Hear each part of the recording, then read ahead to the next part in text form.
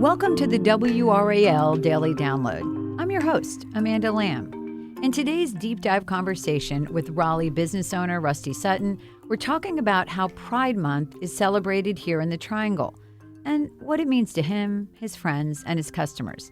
Rusty, welcome to the program. It's an honor to be here. Thank you.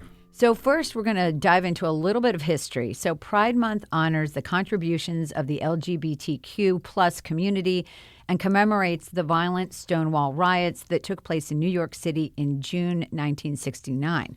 Now, this stemmed from a police raid on the Stonewall Inn in Greenwich Village, where authorities were looking for gay patrons and gay staff.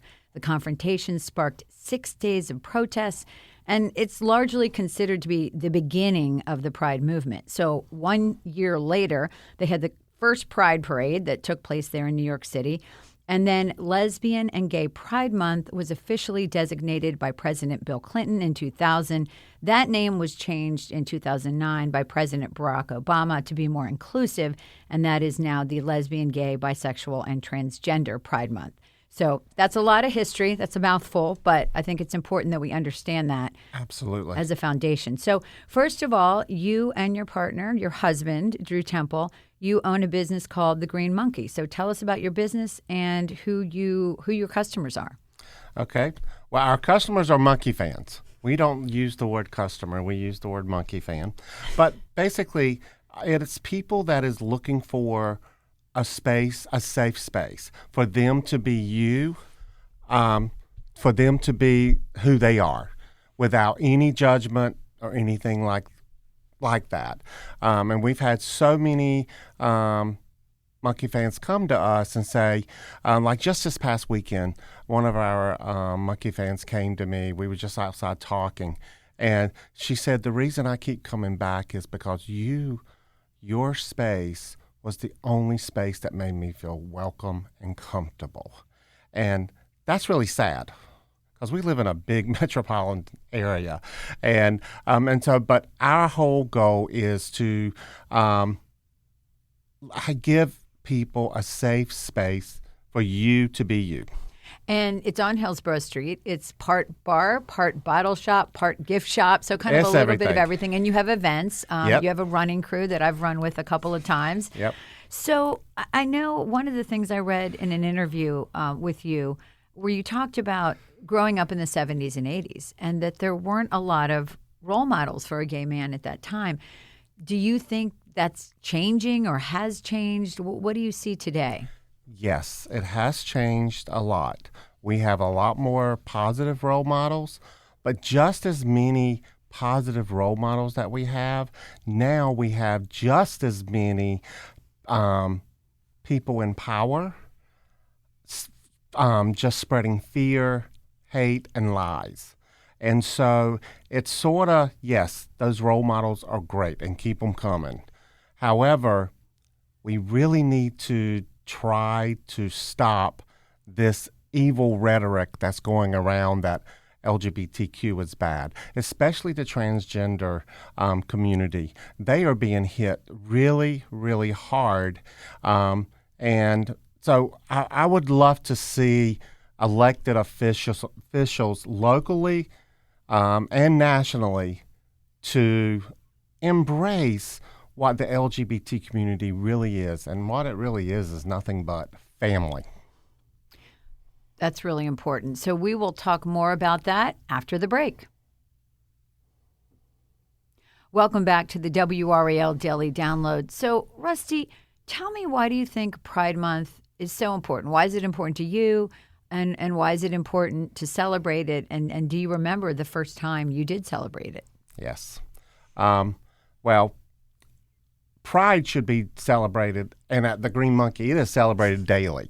However, Pride Month is so important because it shows the world, it gives a chance the world to come together and celebrate the LGBT community, and it shows the people that have not been exposed to this, to an LGBTQ, which, let me say this, they think they don't know an LGBTQ person, but they probably do. But they do. It could be your doctor, an attorney, your mailman, your a construction worker, whatever, and business owners. And so this shows the world that we're people. We're just like you. When we prick our finger, we bleed. So, and hopefully they'll see, and if we can change one mind about what being LGBTQ means, that's a good thing. So one of the quotes I read from you in one of your articles that I just really touched me, you said, "The world said to me that being gay meant not living the life I dreamed about and deserved." You got married to Drew Temple in 2019, who's also your business partner. You run this successful business. Could you have imagined this life when you were growing up? Okay. That's a twofold question for me. On paper, no. In my head, yes.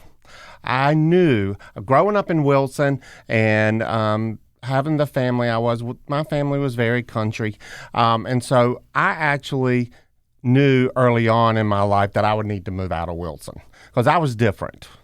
And so to hit the goals that I had set for myself, I needed to get out of Dodge. And so I followed some friends up here to Raleigh. Now, did I think that we would ever be married? No. I knew one day that would happen. We didn't think it would happen in our lifetime. And it probably wouldn't if, I probably shouldn't say this, but I'm going to say it. The mean people, elected officials that was trying to pass that Amendment 1 stuff back early in the 2000s, if they hadn't have come after the community the way they did, I think we were all getting complacent with being civil unions or whatever. But when you tell someone you can't do something, create some activism. It does. And we said, wait a minute, we deserve representation and we deserve the same law protections as our heterosexual counterparts. And when I started reading, and when me and Drew started getting, because we've been together 34 years, and before the marriage, to protect our assets, to protect each other, and making sure we were making decisions for each other, if we were, in coma or whatever, we had to spend a lot of money. And I went, wait a minute, my sister has been married 4 times. And she gets these protections every single time. And the only reason they're not giving us is because one Bible verse? That's crazy. No. So we stood up for ourselves. And thankfully, we had allies such as yourself standing up with us. That's the thing we need. We need allies. And we do have a lot. We need more. So let's talk about owning a business as an LGBTQ plus person and catering to this community, offering a safe space, a gathering space. What were or are the challenges in this, and has that gotten better? Yes. 10 years ago, it was, well, first of all, let me say this. We came from the Raleigh flea market. We were the first gay pride vendor ever at the Raleigh flea market out at the state fairgrounds. And I was honored that they supported us very well. Marshall, who has now passed, but he was always a big fan of ours. And he was a Republican, but he really believed in me and Drew. And even after we moved, he would send me little messages saying how proud he was of us. And so when we got to the store, people, it was different than it is now. We had to morph into the vision that I had, and we did that. And as soon as the community realized what we were and what we were doing, they really embraced it, because finally they didn't have to come into a dark room. They didn't have to have a secret knock. They could actually buy a gift for someone, but also if they want to come in drag, they can. they were not afraid of being judged. And so, for the community has embraced us tremendously. But we've had some people try to scare us. We've received letters. I just think it's ridiculous. They're always never signed. But you've thrived. We have thrived. And you have some big news. Tell us about your big news. We do. We're really excited. We're going to be moving to the heart of downtown. We're moving to 215 Wilmington Street.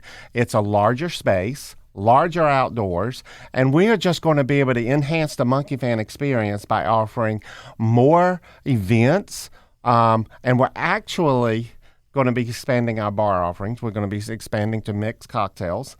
And right now, Drew and I are taking bartending courses online. To get ready. So you are an ever-evolving business. So when will that happen? What's the target date? I know the target date is grand opening now. The target date is Saturday, August 12th. It's the second Saturday. Okay. So I think I got the date right.